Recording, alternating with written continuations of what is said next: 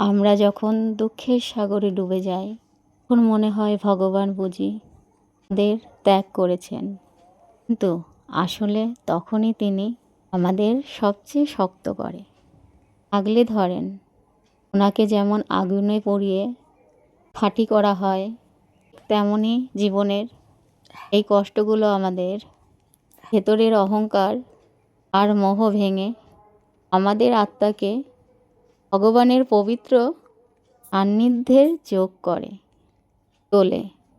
দুনিয়া যখন মুখ ফিরিয়ে নেয়, তখনই গোবিন্দের আসল মায়া শুরু হয়।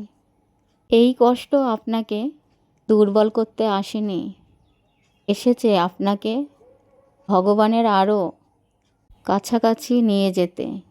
কষ্ট মানুষকে ভেঙে দেওয়ার জন্য নয়, ভগবানের আরও কাছে নিয়ে যাওয়ার জন্যই আসে। রাধে রাধে, হরে কৃষ্ণ। সবাই খুব ভালো থাকবেন। জয় নিতাই।